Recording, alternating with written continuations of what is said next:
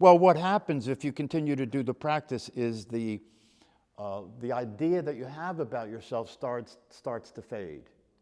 You know, the belief that you're your body starts to fade, right? And what starts replacing it is what's real, what's actually the case.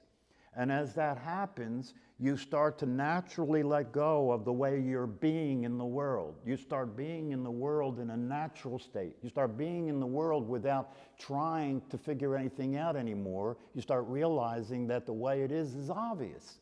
It's obvious. The way it is obvious.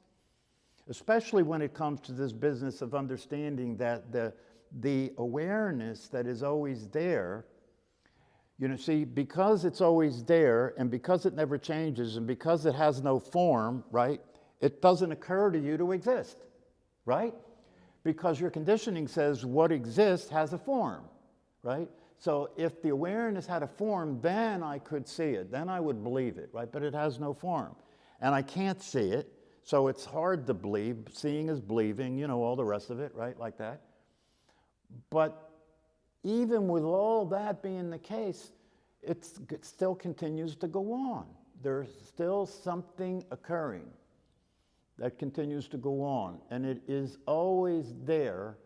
You know, the way the Zen teachers talk about it is they say when you move attention from the thinking activity to the awareness of the body breathing, what's there is the truth now.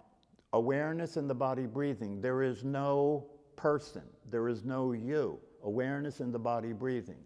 See, what happens is we stick the you in between the two. That's the conditioning. You stick the you in between the two. So it's not, and so once that conditioning takes place, you don't have to think it anymore. You don't have to think your conditioning, do you? Somebody was talking about this, it was Ken Wilber was talking about this. He said, your conditioning is like grammar in English. You don't have to think about grammar, do you? No, you just, people who speak the language learn the grammar rules, right? But they're not thinking about grammar anymore, right? The same thing is true about your identity. You don't have to think about your identity anymore. It's an assumption. It's a supposition, right? What do I mean by that? Well, it's always going on that no matter what's happening, who's it happening to? Yeah, that's so that gets plugged in. What's happening? It's happening to me. Body, my body. Camera, my camera. Life, my life. Money, my money, right? And don't take it. It's mine, right? So possession comes along with the identity process, right? And that's always going on. That's always playing that way, right? So unless you begin to look elsewhere, that's what you're going to see. You're looking through your conditioning at all times, okay? But the reality of it is that there is no person there. This is called self-inquiry. It was one of the greatest spiritual masters said, all you have to do is practice self-inquiry and you'll wake up. What did he mean by that? What he meant by that is start going through your day noticing that everything you think is happening to you is just happening. It's not happening to you. And who you think you are is part of what's happening. Who you think you are is part of what's happening. There is nothing but what's happening. It's not happening to anybody. It's only just happening, right? So you could say that, well, if that's the case, then you are the experience you're having. If that's the case, you are the experience you're having. There is nothing but the experience you're having. You are the experience. If that's the case, you are life. You are life, right? Now, how can you suffer when you are life? Because if you are life, everything that's happening is happening perfectly, isn't it? There's nothing to compare it to. There is no other thing that's going on saying, oh, that's not right. That's what's going on in your mind all day long, isn't it? Oh, that's not right. That person should be driving faster. She shouldn't have said that. And you don't only do it with the world and with other people, you do it with yourself, right? Oh, I'm such an asshole. Why did I do that? Right? So you're a victim of your own thought process, aren't you? You're a victim of your own thought process. And because of the conditioning and because of the orientation where you believe you're the thinker of your thoughts and you're the feeler of your emotions, right? Those things become your limitations, right? Can you do anything you don't feel like doing? Would you do anything you don't think that you should do? So that becomes a limitation, right? So even the things that are the best for you, right? Things that are the best for you, the ways to eat, the exercise you should be taking on for your body, right? The way to be in the world, the things that are the best for you, you're unable to act in your own best interest. Look around. Look around. The reason there's a mental health crisis and the reason that people are overweight and dying younger and disease is getting worse and worse, right? Because people are unable to act in their own best interest. It's as simple as that. All they have to do is watch TV, and they'll show them these interesting pictures of food that makes your mouth water, and then you eat it like a trained dog and blow up and die young, right? So who's running the show? Well, obviously, for people who can't think in their own best interest or who can't act in their own best interest, who's running the show is who's ever in control of your mind. And if you're watching TV, the commercials are designed to control your mind. So, you know, the bottom line with all this is that you can either just now watch, you can either make this an interesting subject. That's what the personality will do. Make this an interesting subject. Oh, that's interesting. I want to learn more about that stuff, right?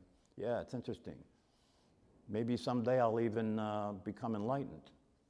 See, that's the personality won't let go of you. The personality has a grip on you. The conceptual understanding of what you are has a grip on your life, and it won't let go. And it will consider anything that challenges that to be a threat. Anything that challenges that to be a threat. That's why meditation that's why these teachings are still so unpopular, right? Because most people think, what the hell are they talking about? That's not going to help me make money. That's not going to help me be more in control. You know, that's not going to help me, you know, do the things I need to do. I'm a doer. I'm an action figure. I'm a doer. Don't talk to me about being. Don't talk to me about sitting still and being quiet. That doesn't make any sense, right? That's why the world continues to go on the way it goes on, because all the agreement is in the fact that you are a body and you are who you think you are.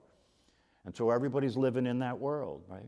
But there are a few people, there have always been a few people, right, who sit down and get quiet and get still like the Buddha did or Jesus did or Muhammad did or Sufi masters, and just sit still and be quiet and let what's true, let things settle down so what's true can be visible. Everything will reveal itself to you. All you have to do is pay attention and look. It's right there. It's right there. It's right here. It's not right there, it's right here, right? Because if you want to know who you are, right, all you have to do is notice that you've been experiencing who you are all along. But you're not experiencing who you are as something you can see. You're experiencing who you are is the place you're looking from. That's why I talk about the headless way, and I think it's an important thing to study. I give that advice all the time to people. You know, don't try and change. That's what he's saying. Don't try and change. That's the personality's way of existing, is changing, isn't it? Yeah. Oh, self-improvement. I'm going to improve. I'm going to change. I'm going to be better, right? He's saying, don't do that. Don't try and change, right? Because when you get who you are and the light of that awareness starts to shine on what you're doing will change just because of the effect of consciousness. That's what he meant by just pay attention. You know, if you're smoking cigarettes and you know cigarettes are going to kill you, and you know that there's nothing about the cigarettes that is in your best interest, right? Don't try and stop. Just watch yourself do it. It'll get harder and harder if you're watching yourself do it. That's all you have to do. If you're awake, if you're present, if you're conscious, right, and you know the truth is not hidden. It's not some secret mystery about what you should eat if you want to live long. That's not under lock and key somewhere. That's available to everybody, right? Well, then why is it that so few people are practicing that, right? So if you start to pay attention to the difference between what's possible and what you're doing, the difference between what's healthy and what you're doing, the difference between what would serve you and increase the quality of life and what you're doing, just paying attention to that will have it change. But if you think you're the one who's addicted, who's eating the ice cream, right, then you've interfered with the process of the light of awareness. Do you understand? Now you put yourself between the light of awareness and what you're looking at, and then the person that's the thinker is between the light of awareness and what you're looking at, and then it will think terrible things about itself because it's addicted. How's that going to help?